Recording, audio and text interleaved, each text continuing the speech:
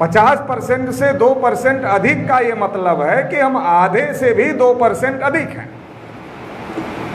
अब जो समाज के लोग आधे से 2% अधिक हैं, वो समाज अपने ही देश में अपनी गिनती नहीं करवा पा रहा है। 52%, 60% हक लेने का मामला तो उसके आगे का है, हम तो गिनती नहीं करवा पा रहे हैं। और हमारी आबादी 60% है, तो ये जो 60% लोग हैं ये अपनी गिनती नहीं करवा पा रहे हैं, अपना हिस्सा नहीं ले पा रहे हैं, जबकि देश में कोई भी ऐसी सरकार नहीं है जो हमारे साथ सहयोग और समर्थन से बने। हमारे साथ सहयोग और समर्थन के बगैर देश में कोई भी सरकार नहीं बन सकती। हर सरकार हमारे ही सहयोग से बनती है। अरे जब 52% से लेकर के 65% तक हम ही हैं, तो हमारे सहयोग के बगैर कौन सी सरकार बन सकती है? हमारे सहयोग के बगैर कोई सरकार नहीं बन रही है, लेकिन फिर भी हम अपनी किसी भी समस्या का समाधान नहीं कर पा रहे हैं। तो ये बहुत ही ज़्यादा विचारणीय मुद्दा है, ये बहुत ज़्यादा समझने का मुद्दा है कि आखिर ऐसा हो क्यों रहा है। लोकतंत्र में वोट तो हम सभी डाल रहे हैं ना।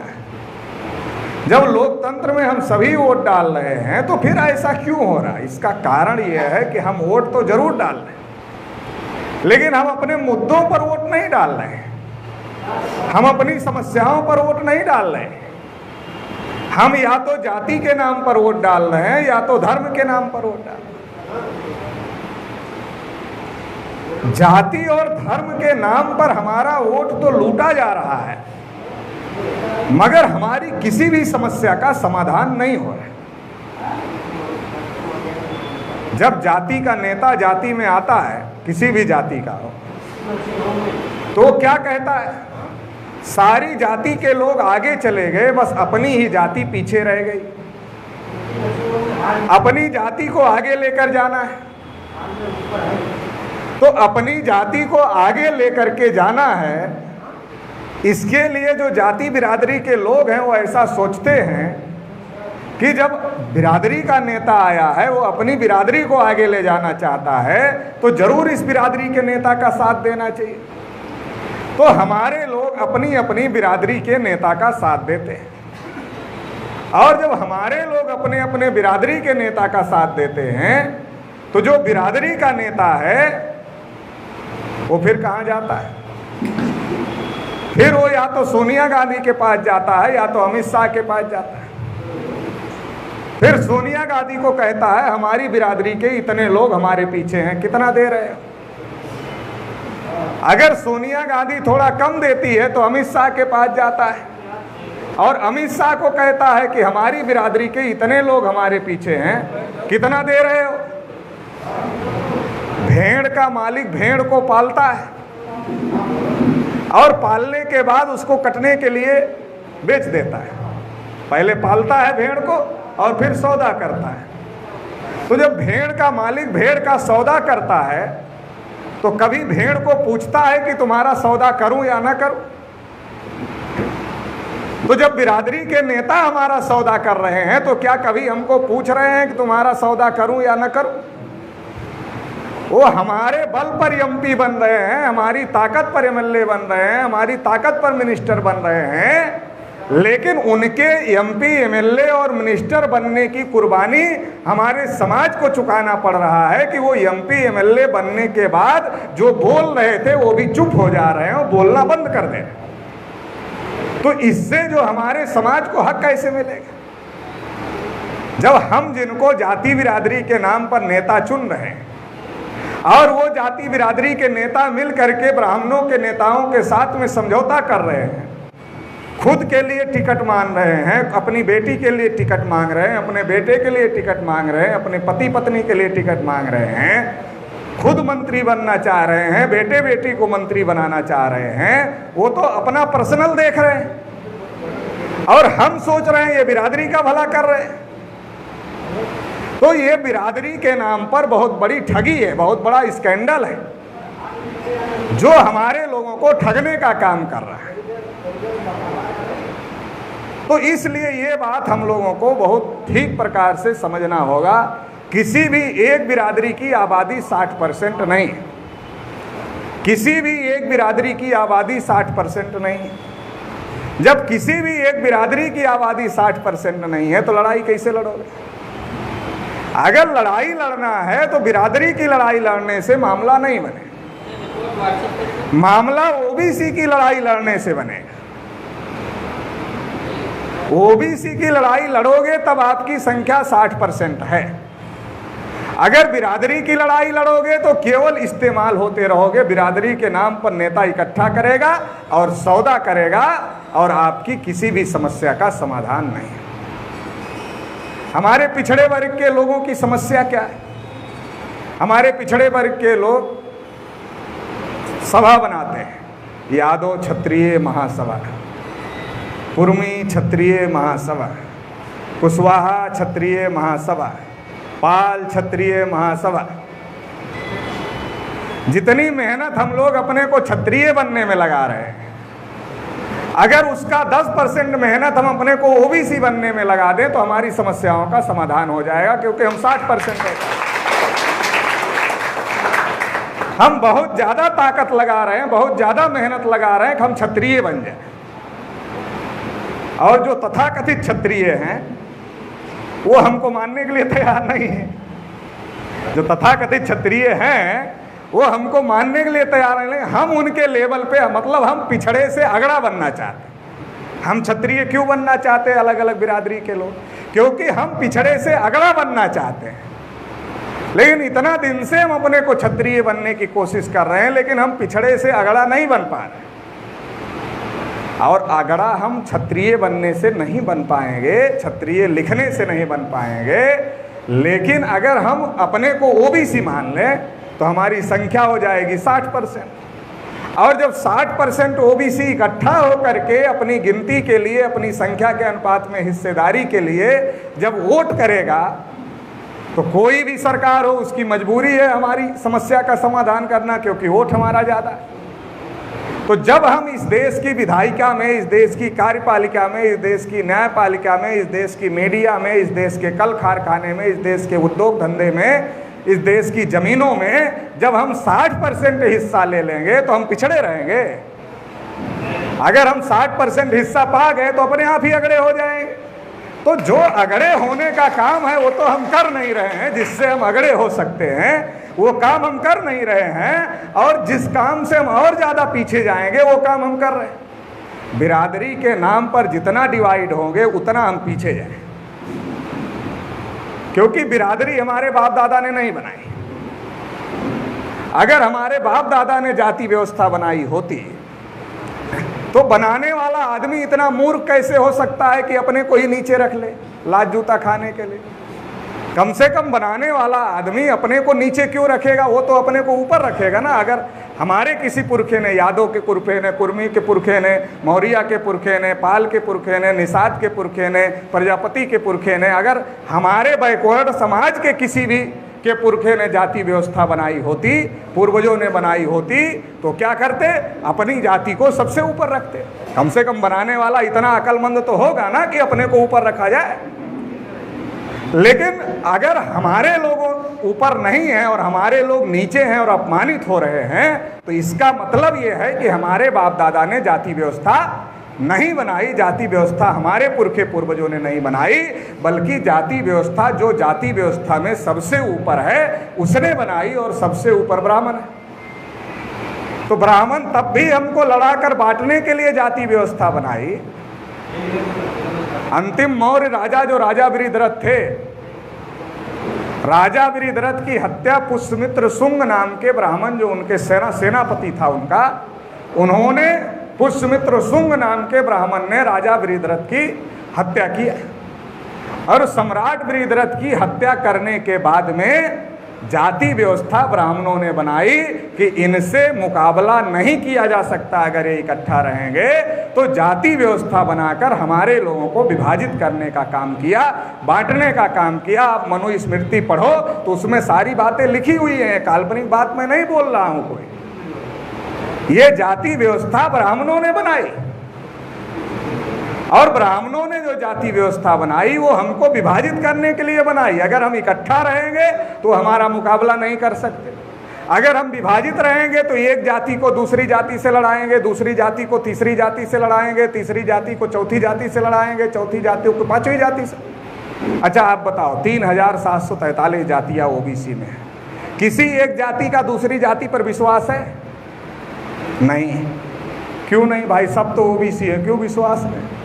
ये झगड़ा लगाया गया। अच्छा कौन सी जाति बहुत आगे चली गई जिसका हाई कोर्ट पर कब्जा हो गया, सुप्रीम कोर्ट पर कब्जा हो गया, चुनाव आयोग पर कब्जा हो गया, संसद पर कब्जा हो गया? ऐसी कौन सी जाति आगे चली गई? कोई भी बैकवर्डों की जाति ऐसी आगे नहीं गई। लेकिन फिर भी हर जाति क्या सोचती, नहीं हम पीछे हैं दूसरी आगे, हम पीछे हैं दूसरी आगे, हम पीछे हैं दूसरी आगे। और इसके चक्कर में जो ईर्ष्या पैदा होती है, तो हम ओबीसी की दूसरी जाति के समर्थन में नहीं खड़े होंगे, हम भले ही ब्राह्मण के समर्थन में खड़े हो जाए। तो इसका फायदा किसको मिल रहा है? इसका फायदा ब्राह्मणों को मिल रहा है, हमारे लोगों को नहीं मिल रहा है। जाति और जाति के नाम पर जो द्वेष है उसका फायदा ब्राह्मणों को मिल रहा है। ये जो जाति व्यवस्था है, ये जाति व्यवस्था ब्राह्मणों ने बनाई। जो बनाएगा फायदा उसी का होगा। आप गाड़ी खरीदे हो, अपने काम के लिए खरीदे हो, हमारे काम के लिए तो खरीदे नहीं।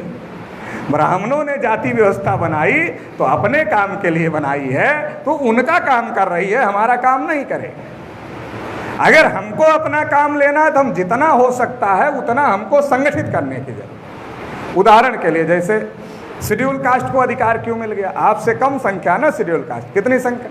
15%। आपकी कितना है? 60%। शेड्यूल कास्ट की कितना? 15%। शेड्यूल कास्ट को अधिकार मिल गया, आपको क्यों नहीं मिला? जिसकी आबादी 15% है उसको अधिकार मिल गया, आपकी आबादी 60% है, आपको अधिकार नहीं। क्यों? क्योंकि शेड्यूल कास्ट के लोग अपने हक अधिकार के बारे में जागृत हैं, वो लड़ाई लड़। अगर आप चौराहे पर खड़े हो जाओ और शेड्यूल कास्ट के 10-20 आदमी को पूछो कि कौन सी क्या हो, बोलेगा एससी हूँ। जब आप दोबारा पूछोगे एससी में क्या हो, तब वो बोलेगा मैं चमार हूँ, कोरी हूँ, पासी हूँ। उसके बाद बताएगा, लेकिन पहले बताएगा मैं शेड्यूल कास्ट हूँ, एससी।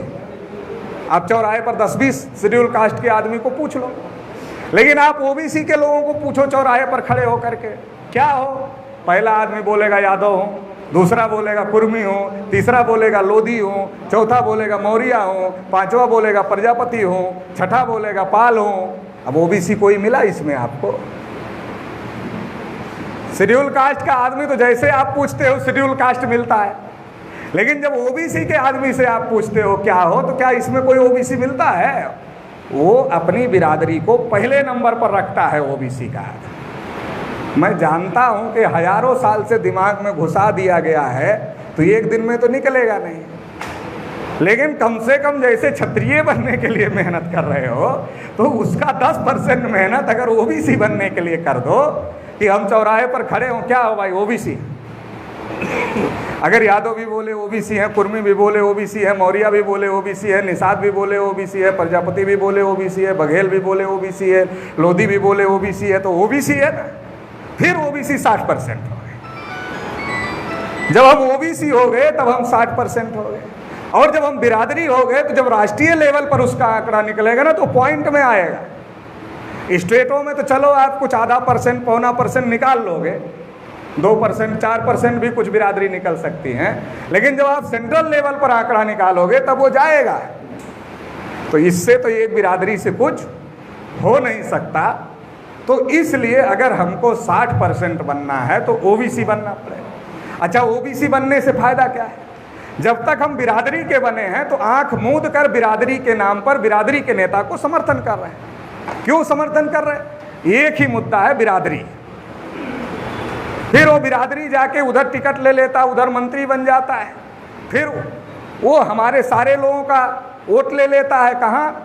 उधर बीजेपी या कांग्रेस में शिफ्ट करा देता है, या जहाँ भी शिफ्ट करा दे। फिर वही लोग जिनको हम वोट देते हैं वही लोग हमारे हक अधिकार पर कुल्हाड़ी चलाने का काम कर रहे हैं। फिर जिसको आपने बिरादरी के नाम पर भेजा वो चुप, वो कुछ बोलता ही नहीं। तो ये बड़ा नुकसान हो रहा है। लेकिन जब हमारे लोग ओबीसी मानेंगे तो ये भी जानेंगे कि ओबीसी के अधिकार क्या है। बिरादरी मानोगे, बिरादरी के क्या अधिकार है? बिरादरी के संविधान में कोई अधिकार नहीं है।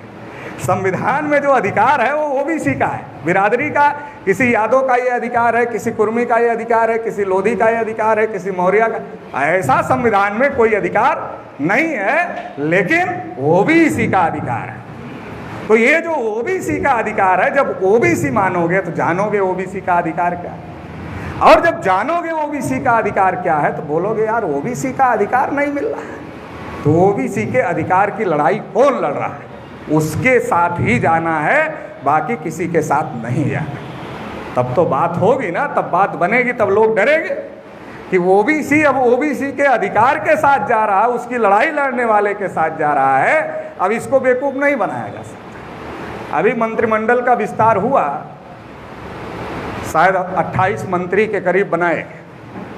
बड़ा प्रचार चल रहा है, बड़ा हल्ला चल रहा है कि भाई बहुत पिछड़े वर्ग के लोगों को मंत्री बना दिया। एक तरफ 27-28 मंत्री बनाए और दूसरी तरफ 27% कोटा नीट के सेंट्रल कोटे में गायब कर दिया। अब जितने मिनिस्टर बने उनमें से एक भी मिनिस्टर बोला क्या उधर? अरे वो जो शिक्षा मंत्री ने घोषित किया ना, धर्मेंद्र प्रधान, वो खुद ही ओबीसी हैं। धर्मेंद्र प्रधान जो शिक्षा मंत्री हैं, जिन्होंने घोषित किया, वो खुद ही ओबीसी है। तो एक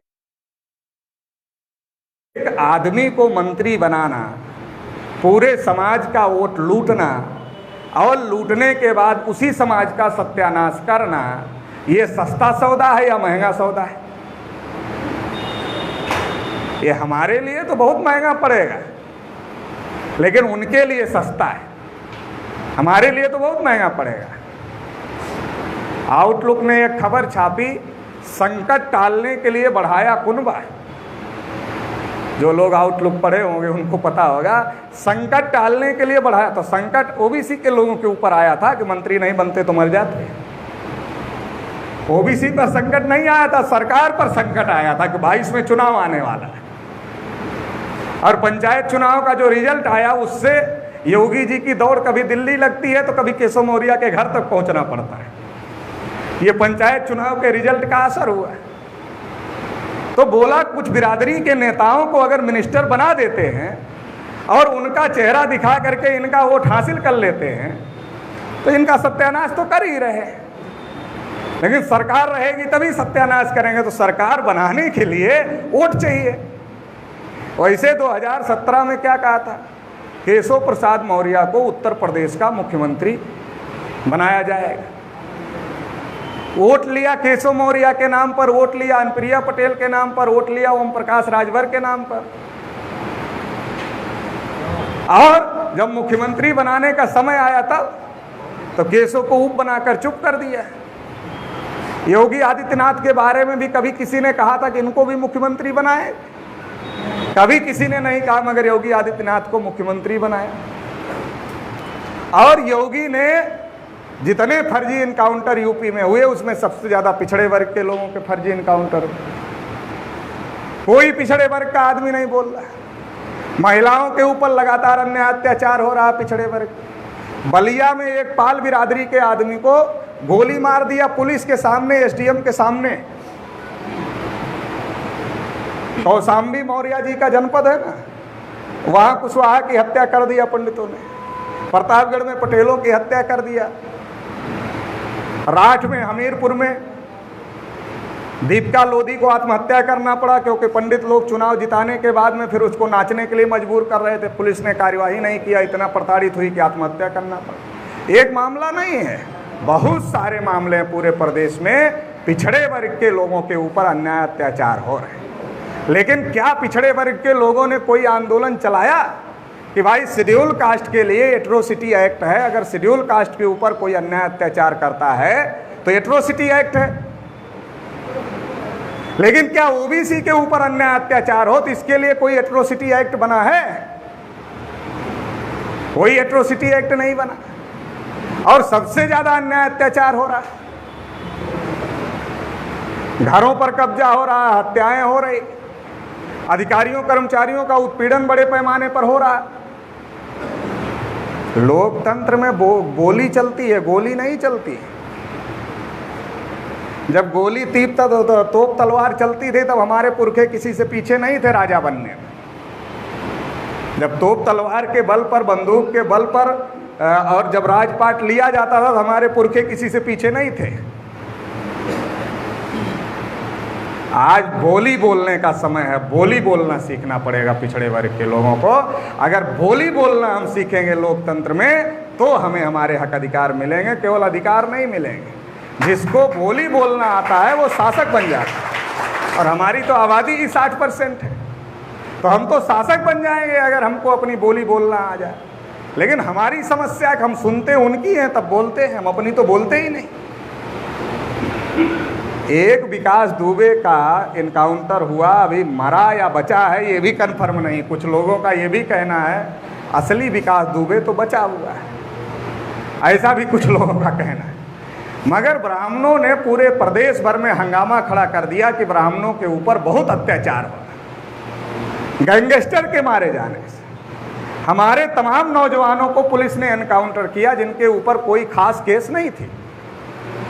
लेकिन हम पिछड़े वर्ग के लोग, हम अपनी आवाज, और जब उन्होंने कहा कि ब्राह्मणों का उत्पीड़न हो रहा था, हमारे लोग भी कहने लगे हाँ हो तो जरूर रहा है। बांदा में 15 में से 11 ठाकुर भर दिए गए। अगर ब्राह्मणों को भी बराबर हिस्सा मिल गया होता तो हम लोगों को पता चलता क्या है?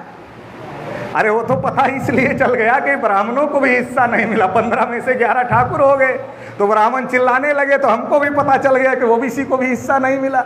नहीं तो ओबीसी के लोग तो पता ही नहीं करते कि हमारा हिस्सा कहाँ है।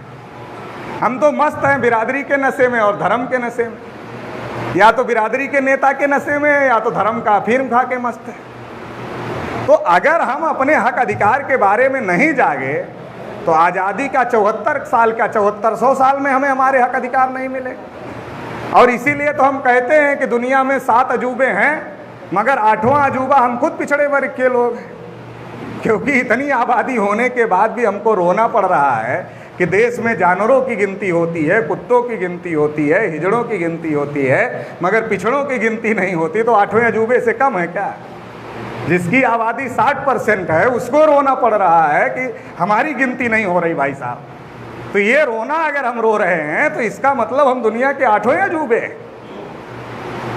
मगर हमने ये कभी अपनी तरफ देखा ही नहीं। हम किताबों में पढ़ लिए कि 7 हैं तो 7 ही मान लिया। तो अब कम से कम देख लो कि 8वें हम ओबीसी के लोग हैं, और ज़्यादा दिन तक हम बने नहीं रहना चाहते 8वें अजूबा, इसलिए यात्रा चला रहे हैं कि हमको भी हमारे हक अधिकार इस देश में मिलने चाहिए। इसके लिए हम लोगों को लड़ाई लड़ना होगा, और लड़ाई लड़ने के लिए पहले हमको अपनी पहचान ओबीसी बनाना पड़े। कांग्रेस ब्राह्मणों की पार्टी है तो हमारे साथ भला नहीं कर सकती, बीजेपी ब्राह्मणों की पार्टी है तो हमारे साथ भला कैसे करेगी? पहले कांग्रेस ने सत्यानाश किया, अब बीजेपी सत्यानाश कर रही। अगर संविधान सभा में ओबीसी के लोग भी पर्याप्त मात्रा में गए होते तो ओबीसी की लड़ाई भी संविधान सभा में ही हल हो गई होती।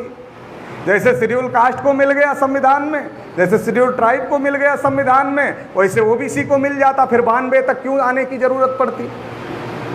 92 तक आने की जरूरत इसलिए पड़ी कि संविधान में ओबीसी के लोगों को नहीं मिला। और संविधान में क्यों नहीं मिला? क्योंकि संविधान सभा के लिए गांधी और कांग्रेस ने एक भी ओबीसी को टिकट नहीं दिया। जब अंग्रेजों को भगाना था तब हमारे पुरखों को यह कहा गया कि अंग्रेजों को पहले भगा लेते हैं, बाद में तो घरेलू मामला है, बैठ के समझ ले। तो हमारे लोगों ने सोचा ठीक है, अच्छी बात है, पहले अंग्रेजों को भगा लेते हैं। तो हमारे लोगों ने अंग्रेजों को भगाया। ये भी एक खास बात है। अगर पिछड़े वर्ग के लोग उस लड़ाई में शामिल नहीं होते तो ब्राह्मणों की 7 पुश्त नहीं 700 पुश्त अंग्रेजों को खदेड़ नहीं पाती। 1857 वाले में हमारे लोग ज़्यादा शामिल नहीं थे, तो इसलिए अंग्रेजों ने उसको कुचला।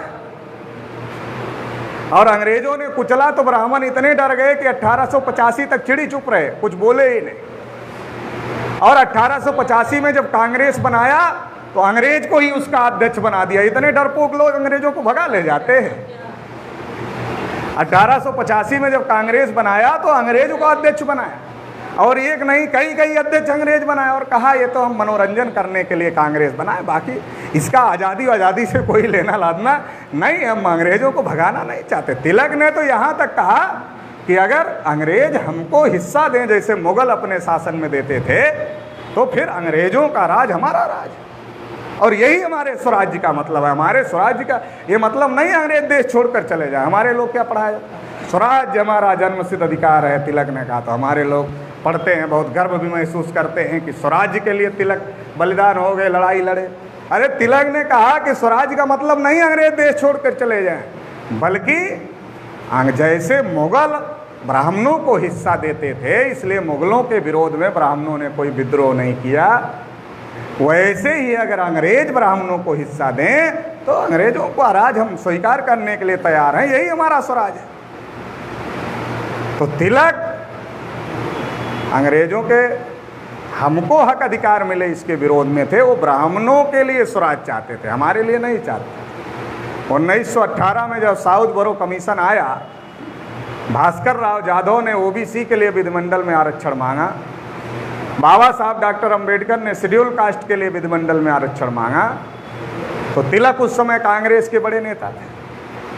तो तिलक ने कहा तेली को संसद में जाकर क्या तेल निकालना, कुर्मी को संसद में जाकर क्या हल चलाना, दर्जी को संसद में जाकर क्या कपड़े सिलने, तेली तमोली और कुन भट्टों को संसद में जाकर क्या करना है। संसद कोई भूमि है जहां तेली तेल निकालेगा, कुर्मी हल चलाएगा, दर्जी कपड़े सिलेगा।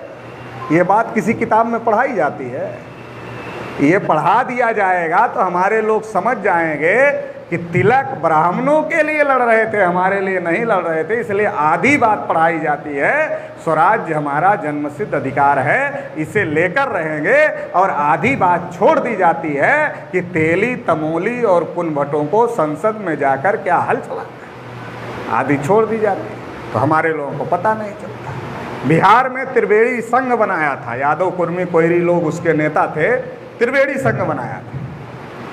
तो त्रिवेणी संघ के लोग कांग्रेस के लोगों के पास में टिकट मांगने के लिए गए। जब टिकट मांगने के लिए त्रिवेणी संघ के लोग कांग्रेस के लोगों के पास में गए, तो कांग्रेस के लोगों ने त्रिवेणी संघ के लोगों को कहा, तुम में से कोई खद्दरधारी नहीं है, और जो खद्दरधारी नहीं है उसको कांग्रेस टिकट नहीं दे सकती। तो उन्होंने कहा ठीक है, खद्दरधारी लोगों को ढूंढ के लाते हैं, खद्दर पहनने वाले। तो उन्होंने ढूंढा और ढूंढ के खद्दरधारी लोगों को लेकर के गए। बोलो खद्दरधारी लेके आए, अब तो टिकट दे दो। बोला खद्दरधारी तो ठीक है, लेकिन ये जो खद्दरधारी हैं ये स्वतंत्रता संग्राम में हिस्सा नहीं लिए थे, इनको कैसे दे दें। तो कहा अच्छा, स्वतंत्रता संग्राम वालों को ढूंढ के लाओ। तो फिर वो स्वतंत्रता संग्राम वालों को ढूंढने चले, फिर स्वतंत्रता संग्राम वालों को ढूंढ के लेके गए। तो फिर कांग्रेस के लोगों ने कहा वो संसद में साग भाटा बोना है क्या, वहां तुम लोगों को टिकट दे के भेज दें तो उधर साग भाटा बोना है क्या, उधर दूध दूहना है, भैंस पालना है, किस लिए भेज दे तुम लोगों को। तो ये तो इनका चरित्र रहा है, जो घोड़ा घास से दोस्ती कर लेगा तो खाएगा क्या। ब्राह्मण अगर पिछड़े को 60% दे देगा और हर जगह पिछड़ा 60% हो जाएगा तो अगड़ा हो जाएगा। अरे तो अगड़ा सब तो रहेगा नहीं, जब पिछड़ा अगड़ा हो जाएगा ब्राह्मण पिछड़ा हो जाएगा, क्योंकि वो 3.5% पर पहुंच जाएगा। जब हम 60 पे पहुंचेंगे तो 3.5 पे पहुंचेगा, और जब वो 3.5 पर पहुंचेगा तो केवल पिछड़ा नहीं होगा, कई गुना अति पिछड़ा हो जाएगा। कितना अति पिछड़ा हो जाएगा, बहुत ज़्यादा पिछड़ा हो जाएगा। तो ब्राह्मण अपने को पिछड़ा करके हमको अगड़ा क्यों करेगा। तो इसलिए शुरू से ही ब्राह्मणों ने हम लोगों को हमारे हक अधिकार नहीं देने दिए। सरदार वल्लभ भाई पटेल को प्रधानमंत्री बनना था, बहुमत भी उनके समर्थन में था, मगर बनने दिया नहीं, बनने दिया। बाबा साहब अंबेडकर ने अगर नेहरू को उतना परेशान नहीं किया होता तो कालेलकर कमीशन भी नहीं बनता।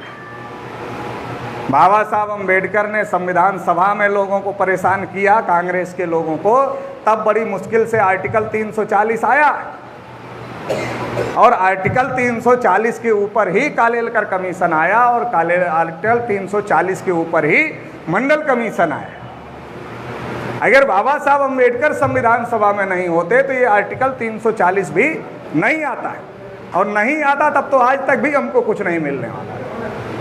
तो कानून मंत्री पद से इस्तीफा जो दिया बाबा साहब ने, उसमें लिखा कि मैं नेहरू से बार बार कहने के बावजूद भी वो आयोग नहीं बना रहे हैं, इससे मैं दुखी हूँ और दुखी होकर इस्तीफा दे रहे हैं। फिर उन्होंने पिछड़े वर्ग की रैलियाँ शुरू किया, तो नेहरू को लगा कि अब पिछड़े वर्ग के लोग तो डॉक्टर अम्बेडकर के साथ चले जाएंगे। नेहरू ने कहा झुंझुना तो देना पड़ेगा, दो मत दो मगर झुंझुना तो दे दो।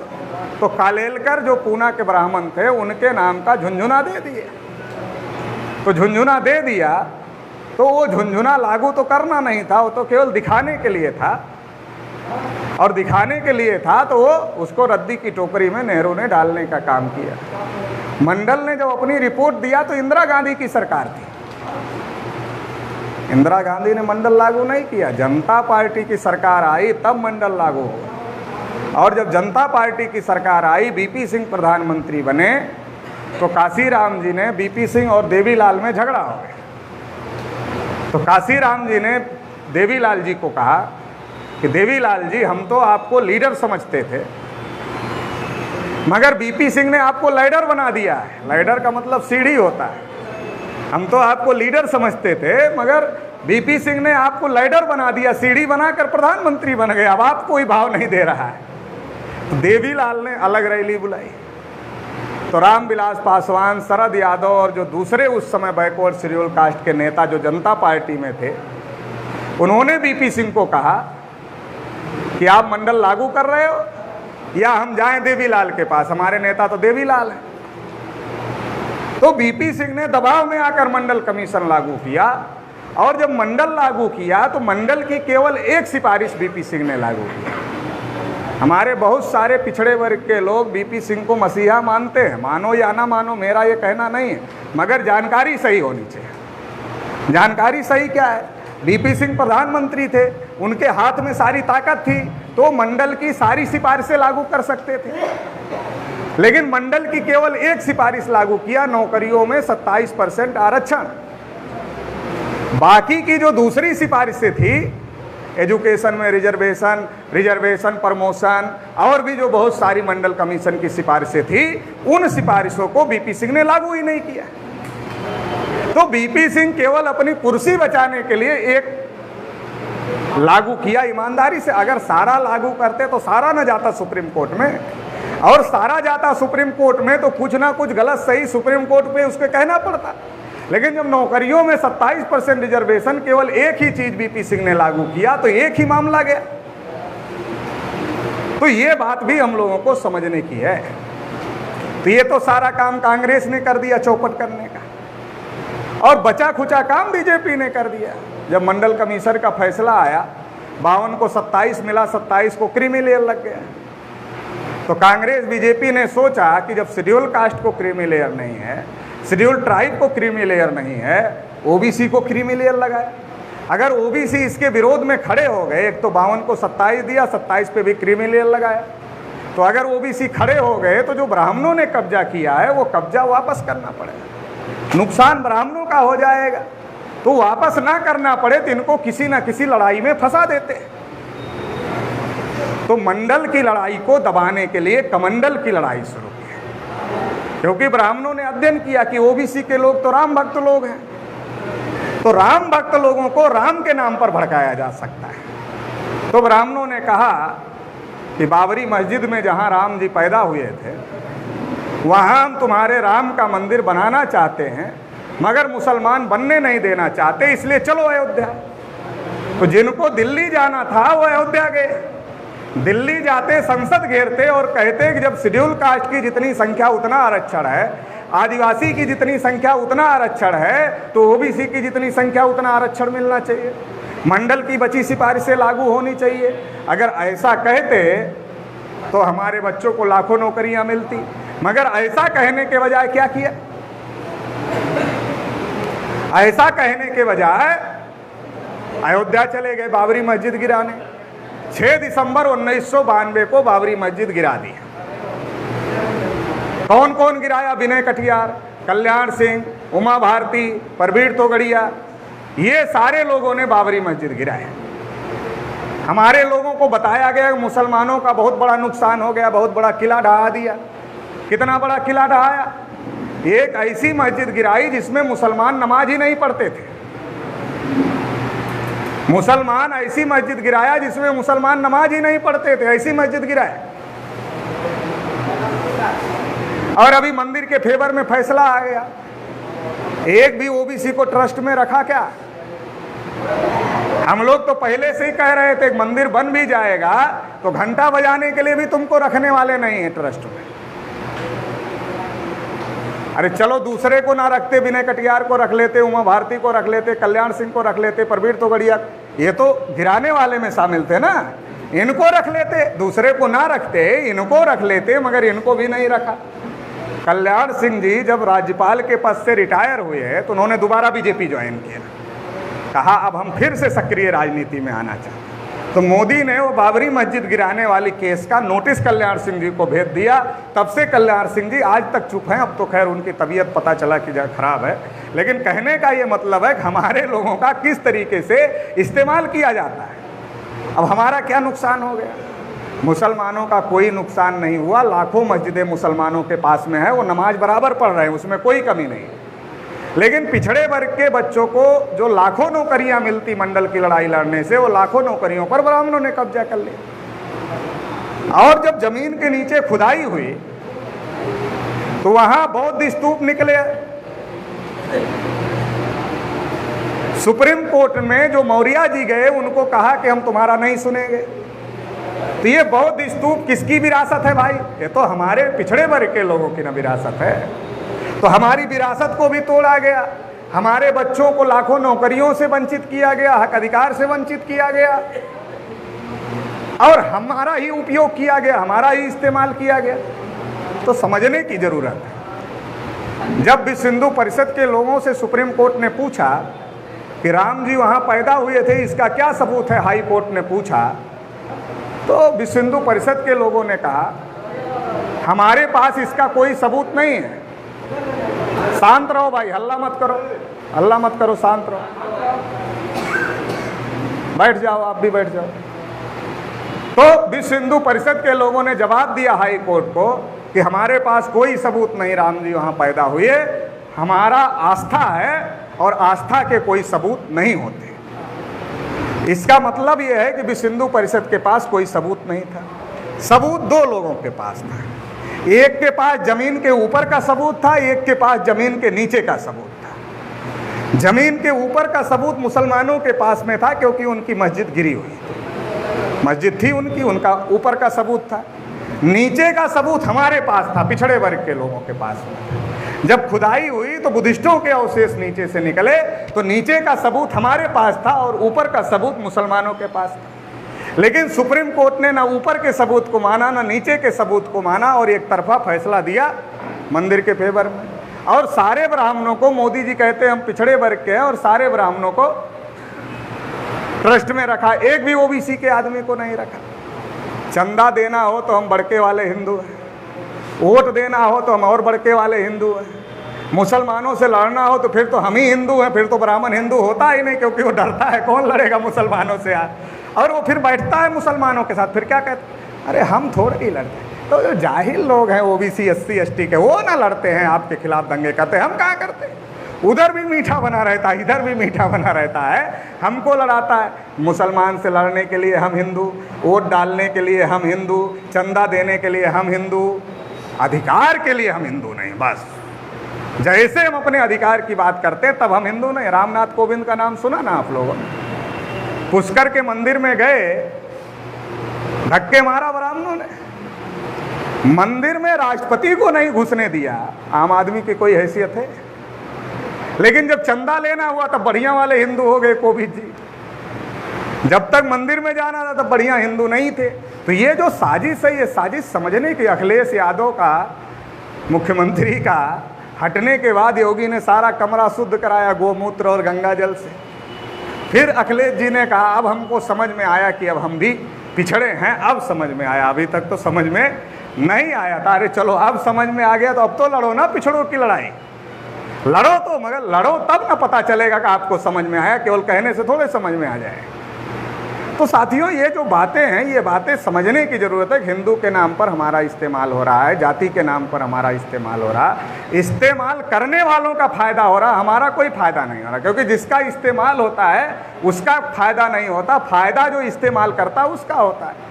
तो फ़ायदा उनका हो रहा, हमारा कोई फ़ायदा नहीं हो रहा। 2014 की बात ले लो, मोदी जी आए, मोदी जी ने कहा हम पिछड़े वर्ग के, चाय बेचने वाले, नीच जाति के हैं इसलिए लोग हमें अपमानित करते हैं। तो हमारे लोगों ने सोचा कि मोदी जी पिछड़ी जाति के हैं, चाय बेचने वाले हैं, नीच जाति के हैं, तो मोदी जी अपने हैं, इनको बढ़ाना चाहिए आगे। तो हमारे लोगों ने मोदी जी को सपोर्ट किया और क्या कहा, कहा ये कोई सामान्य पुरुष नहीं है, अवतार पुरुष है। अवतार पुरुष क्यों है? जब जब धरती पर संकट आता है तो अवतार होता है।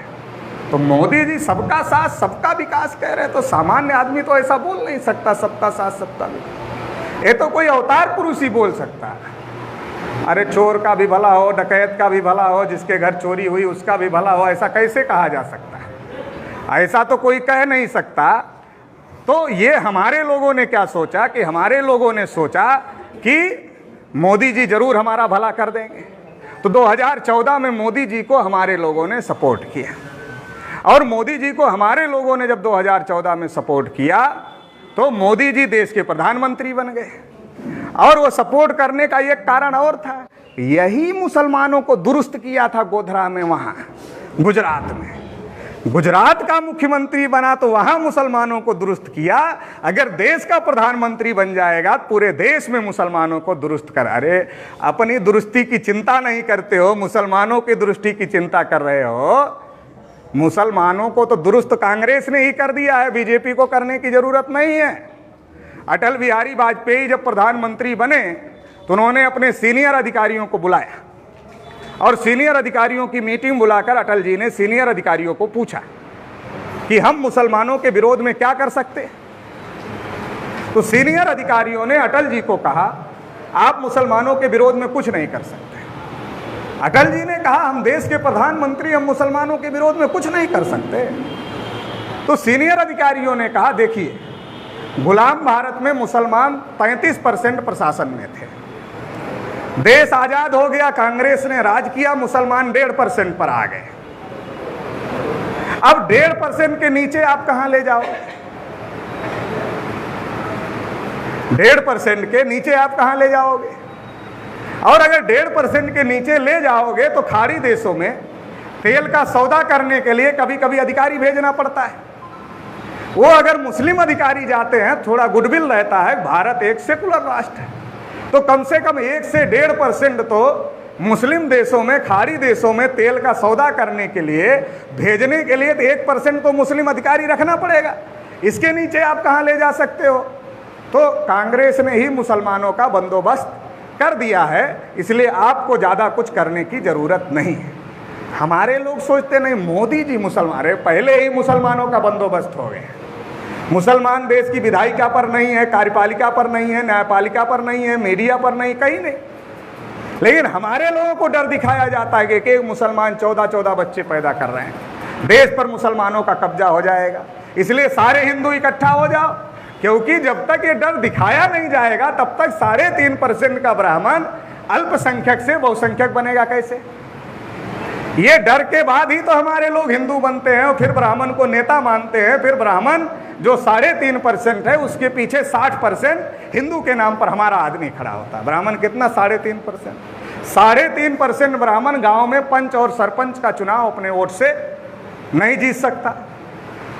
जो 3.5% वोट से गांव में पंच और सरपंच नहीं जीत सकता, जब वो हमारे लोगों को भड़काता है कि मुसलमानों का देश पर कब्जा हो जाएगा, तो हमारा 60% वोट ब्राह्मण को नेता मान लेता है हिंदू के नाम पर। तो 60 और 3.5 उसका 63% हो गया। और जब 63% हो गया तो बहुमत में हो गया। फिर पंच से लेकर के सरपंच से लेकर के प्रधानमंत्री तक कौन बनेगा ये तय करने लायक ब्राह्मण हो जाता है।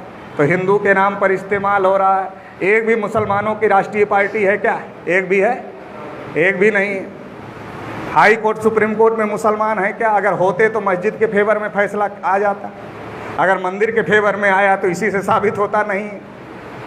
मीडिया में नहीं है, कहीं पर भी मुसलमान नहीं है। अगर कहीं पर भी मुसलमान नहीं है फिर भी मुसलमानों का डर क्यों दिखाया जा रहा है? मुसलमानों का डर इसलिए दिखाया जा रहा है, ब्राह्मणों को पता है कि ओबीसी के हक हिस्से पर हम ब्राह्मणों ने कब्जा किया है। अगर इनको मुसलमानों से नहीं लड़ाओगे तो ये हमसे लड़ेंगे। ये हमसे लड़ने के लिए समझ पाए इसके पहले ही इनको मुसलमानों से लड़ाने में व्यस्त रखो। जब ये मुसलमानों से लड़ने में बिजी रहेंगे तो ये हमसे नहीं लड़ेंगे और ये हमारे साथ खड़े रहेंगे, हमारे पीछे खड़े रहेंगे। और जब ये हमारे पीछे खड़े रहेंगे तो इनके वोट की बदौलत ही हम राज भी करते रहेंगे और इनका सत्यानाश भी करते रहेंगे। तो मोदी जी का भी हमारे लोगों ने हिंदू के नाम पर समर्थन किया, पिछड़े के नाम पर समर्थन किया। मोदी जी देश के प्रधानमंत्री बन गए और मद्रास हाई कोर्ट ने आदेश दिया कि जाति आधारित गिनती करो। मोदी जी ने सुप्रीम कोर्ट को लिख करके दिया कि जाति आधारित गिनती नहीं कर सकते। फिर 2019 में चुनाव था, फिर आरएसएस के लोगों ने सोचा कहीं पिछड़े वर्ग के लोग नाराज ना हो जाएं, तो 2019 में राजनाथ सिंह आए और कहा 2021 की जनगणना में ओबीसी की भी गिनती होगी। अभी गिनती होने जा रही है। अभी सरकार ने क्लियर कर दिया कि हम ओबीसी की गिनती नहीं करें। मोदी जी कहते हैं हम पिछड़े हैं, बहुत सारे लोग उनको कहते हैं मोदी जी वास्तविक पिछड़े नहीं हैं, ओरिजिनल ओबीसी नहीं है, ऐसा बहुत सारे लोग कहते हैं। और वो पिछड़े भी कहते हैं और क्या कहते हैं, हमारा सीना भी 56 इंच का है। तो हमने तो मोदी जी को कहा कि दूसरे लोग कह रहे हैं कि आप पिछड़े नहीं हो, लेकिन हम तो आपको पिछड़ा मान लेंगे और आपका सीना 56 इंच का है वो भी हम मान लेंगे। बस केवल आप एक काम कर दो। क्या काम कर दो आप? ऑलरेडी फार्म में एससी और एसटी का कॉलम है, केवल ओबीसी का जो जनगणना होने जा रही है उसमें एक कॉलम केवल बढ़ा दो ओबीसी का। एक नया ज़्यादा पैसा नहीं लगेगा, एक परगड़क ज़्यादा नहीं लगेगा, उतने में ही सारा काम हो जाएगा। केवल एक कॉलम बढ़ा दो, हम मान लेंगे कि आप पिछड़े हो, आप ओबीसी हो और आपका सीना भी 56 इंच का, ये भी मान लेंगे। मगर मोदी जी ने ये किया नहीं। अगर ये किया नहीं तो जो लोग कह रहे हैं मोदी जी असली वाले नहीं हैं, तो फिर तो लोगों की बात ही ठीक लगती है कि असली वाले नहीं हैं।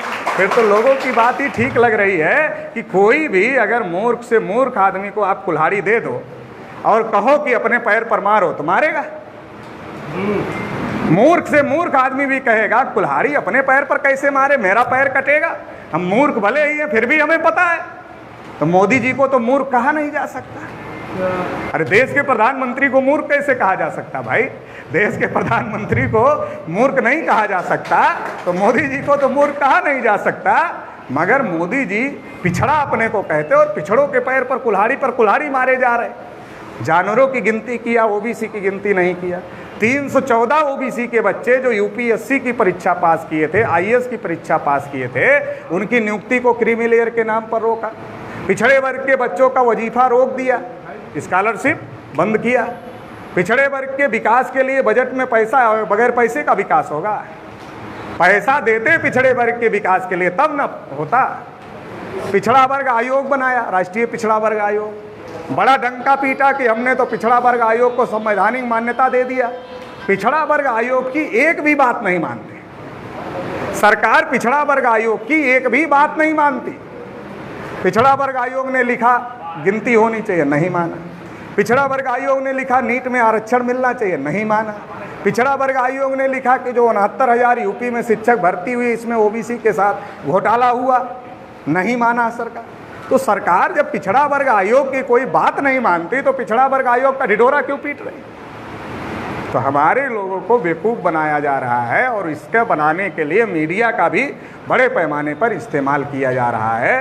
तो मोदी जी अपने को पिछड़ा कहते हैं मगर पिछड़ों के ही पैर पर कुल्हाड़ी मार रहे हैं, क्योंकि मोदी जी मुख नहीं है, मुखौटा है। आरएसएस के ब्राह्मणों ने मोदी का मुखौटा लगाया, क्योंकि ब्राह्मणों को पता था पिछड़े वर्ग के लोग ब्राह्मण को प्रधानमंत्री बनाने के लिए राजी होंगे नहीं राजी होंगे, इसमें शंका है। अगर पिछड़े के नाम पर मोदी को प्रोजेक्ट कर दिया जाए और हिंदुत्व के नाम पर प्रोजेक्ट कर दिया जाए तो पिछड़ों का वोट लेकर के प्रधानमंत्री बनाया जा सकता है, और फिर सत्यानाश तो ब्राह्मणों को ही करना है। नृपेंद्र मिश्रा को, जिनको सेक्रेटरी बनाया गया मोदी जी का, आप लोगों को अगर 2014 की घटना याद हो, जब मोदी जी प्रधानमंत्री बने तो नृपेंद्र मिश्रा के पास सीनियरिटी नहीं थी, योग्यता नहीं थी बनने के लिए, लेकिन नियम बदल करके उनको बना। क्यों? आरएसएस का आदमी ही चलाएगा, मोदी जी नहीं चला रहे हैं, आरएसएस का आदमी ही चलाएगा। जैसे आपके मिनिस्टर बनाए गए ना अभी 27-28, मुफ्त में आरएसएस का पीए मिलेगा। वो मुफ्त में आरएसएस का आदमी सेक्रेटरी और पीए क्यों मिलेगा? आप अपने दिल की बात भी अपने लोगों से खुल के मत करो। तुमको पोजीशन है, पावर नहीं। एक पोजीशन है, एक पावर है। तुमको पोजीशन है, तुमको गाड़ी मिलेगा, बंगला मिलेगा, सारा सुविधा मिलेगी। तुम अपने मोहल्ले में जाओगे तो गनर रहेंगे, सिक्योरिटी रहेगी, लोग देखेंगे, लोग लगेगा अरे हमारे समाज का बड़का नेता है। लेकिन बड़के नेता के पास समाज के लिए फैसला लेने का कोई पावर नहीं है, वैसे ही मोदी जी के पास भी कोई पावर नहीं है। आरएसएस के लोग पीछे से चलाने का काम कर रहे हैं, और इसलिए ये सारा मामला हो रहा है। तो पिछड़े वर्ग के लोग अगर ये सारी बातें समझते हैं तो भविष्य में अपने हक अधिकार की लड़ाई लड़ सकते हैं। क्योंकि हम पिछड़े वर्ग के लोग पहले जाने ये यात्रा हम क्यों चला, पहले हम समझें तो हमारे साथ क्या हो रहा है, कैसे हो रहा है। जब हम समझ जाएंगे तब न सड़क पे आएंगे। तो ये समझाने और बताने, क्योंकि पिछड़े वर्ग का देश भर में कोई मजबूत संगठन नहीं, पॉलिटिकल छोड़ो, राष्ट्रीय पार्टी तो छोड़ो, सामाजिक संगठन भी कोई राष्ट्रीय स्तर का पिछड़े वर्ग का मजबूत नहीं है जो पिछड़े वर्ग के हक अधिकार पर कब्जा हो, किसी का अगर कुठाराघात हो तो वो लड़ाई लड़े। ऐसा कोई राष्ट्रीय स्तर पे कोई संगठन नहीं है। छोटे छोटे संगठन हो सकते हैं लेकिन उनकी ताकत नहीं है उस तरीके की, तो इसलिए कोई लड़ाई पिछड़े वर्ग की हो नहीं पा रहे। शेड्यूल कास्ट के लोग तो लड़ाई लड़ लेते हैं। सुप्रीम कोर्ट से SC/ST एक्ट कमजोर हुआ तो हंगामा मच गया, पूरे देश में भारत बंद हो गया, कई शेड्यूल कास्ट के लोग मर गए उसमें। लेकिन मोदी को झुकना पड़ा और वो फिर से जो है सुप्रीम कोर्ट के आदेश को बदलना पड़ा। तो वैसी ताकत जब तक देश में पिछड़े वर्ग की नहीं खड़ी होगी तब तक हमारी समस्याओं का समाधान नहीं हो सकता। राष्ट्रीय पिछड़ा वर्ग मोर्चा वो ताकत खड़ी करने के लिए निकला। परिस्थितियां बहुत विपरीत होती जा रही, क्योंकि अभी मोदी जी ने तय किया है देश नहीं बिकने दूंगा, मगर देश के अंदर देश नहीं बचने दूंगा। जैसे भारत देश का बैनामा अमेरिका को कर नहीं सकते। देश बिकने का मतलब ये है कि भारत, हम अमेरिका को बैनामा कर रहे हैं, अभी अमेरिका की प्रॉपर्टी, ऐसा तो मोदी जी कर नहीं सकते। लेकिन देश की जो संपत्ति है, चाहे वो इंडियन ऑयल हो, चाहे भारत पेट्रोलियम हो, चाहे रेलवे हो, चाहे BSNL हो, या जो भी है, एयरपोर्ट हो, वो सारा हम अडानी अंबानी को दे करके ही जाएंगे। ये तो कसम मोदी जी ने खा लिया। किसानों की जमीन बची थी सबसे बड़ी प्रॉपर्टी, जो मोदी जी डायरेक्ट नहीं दे सकते थे, उसके लिए 3 कानून ला दिया। तो आने वाले समय में अडानी और अंबानी का देश पर कब्जा होगा, इसकी पूरी तैयारी चल रही है। और आपके बच्चे अडानी और अंबानी के गुलाम हो जाएंगे, क्योंकि अभी ठेके पर जो नौकरियां हो रही आउटसोर्सिंग से, हर विभाग में पद खाली है। एक बाबू 10 बाबू का काम कर रहा है, एक चपरासी 10 चपरासी का काम कर रहा है। भर्ती नहीं हो रही। भर्ती क्यों नहीं हो रही? उनको लगता 50% आरक्षण देना पड़ेगा, इसलिए आउटसोर्सिंग से, ठेके से, NGO से भर्ती करो।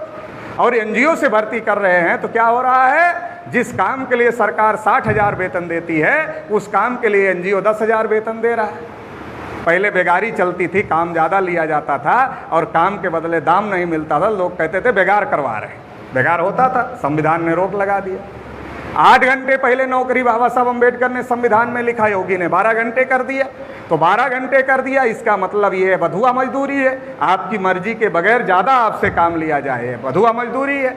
तो बेगार भी शुरू हो गया और बधुआ मजदूरी भी शुरू हो गई। जो संविधान में नहीं था वो शुरू हो गया। और आने वाले समय में अगर आपके खेती किसानी हर जगह अडानी और अंबानी का कब्जा हो गया तो आपकी नस्लें अडानी और अंबानी की गुलाम हो जाए। पिछड़ा वर्ग मोर्चा तो ये कहने के लिए निकला है कि पिछड़ों के हाथ में ही देश का भविष्य है।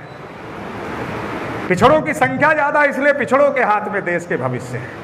अब आपको देश को अडानी अंबानी का गुलाम बनाना है, अपनी आने वाली जनरेशन को अडानी अंबानी का गुलाम बनाना है, या देश का हुक्मरान बनाना है, ये तो आपको तय करना है। पिछड़े वर्ग के लोगों को ही ये बात तय करना है। पिछड़ा वर्ग मोर्चा इसलिए आया। आप नई साइकिल, नई कार, नई मोटरसाइकिल खरीदते हो, दूसरे को चलाने के लिए नहीं देते, क्योंकि आप कहते हो दूसरा चलाएगा तो खराब कर देगा। मगर आपने अपना देश ही दूसरों को चलाने के लिए दे दिया। अजीब बात है। देश तो हमारा है ना।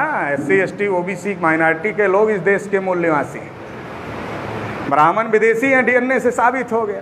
मगर विदेशियों को हमने देश चलाने के लिए दे दिया। जब हमारे पुरखों का राज था तो भारत विश्व गुरु था, भारत सोने की चिड़िया था, अफगानिस्तान तक भारत था।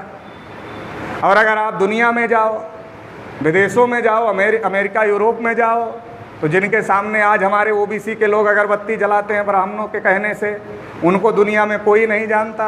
दुनिया में लोग जानते हैं, बुद्ध और अशोक को जानते हैं, जो हमारे पुरखे थे, हमारी गौरवशाली विरासत है। मगर हम अपनी विरासत को खुद ही छोड़ रहे हैं, और ब्राह्मणों ने जो काल्पनिक चीज़ें हमको पकड़ा दिया, हम उसके चक्कर में पड़े हुए। तो हमें समझने की ज़रूरत है। अगर हम अपने पुरखों से जुड़ेंगे, बुद्ध से जुड़ेंगे, अशोक से जुड़ेंगे, शिवाजी महाराज से जुड़ेंगे, ज्योतिबा फुले से जुड़ेंगे, साहू महाराज से जुड़ेंगे, पेरियार ललई यादव से जुड़ेंगे, जगदेव कुशवाहा से जुड़ेंगे, रामस्वरूप वर्मा से जुड़ेंगे, तो हम आगे जाएंगे। और अगर हम ब्राह्मणों के बताए गए कपोल कल्पित चीज़ों से जुड़ेंगे तो हम और गर्त में जाएंगे। इसलिए अब पिछड़े वर्ग के लोगों को अपनी विरासत पहचानना होगा। ये समय है, अगर देश हमारा है और देश को अगर बेचा जा रहा है तो ये बचाने का भी कर्तव्य हमारा है। भारत को फिर से विश्व गुरु बनाना है, फिर से सोने की चिड़िया बनाना है। तो इसके लिए भारत की बागडोर अपने हाथ में लेना होगा। मगर ले तब पाओगे जब समाज को जागृत कर पाओगे। तो पिछड़ा वर्ग मोर्चा की जो यात्रा चल रही है वो समाज को जागृत करने की। अभी तो उत्तर प्रदेश में चल रही, आने वाले समय में देश भर में चलाएंगे। देश भर में इसलिए चलाएंगे, पूरे देश के OBC को पता चलना चाहिए कि उसके साथ क्या धोखाधड़ी है। मान लो 60 करोड़ OBC देश भर में है, वैसे तो ज़्यादा है, 60 करोड़ ही मान लो।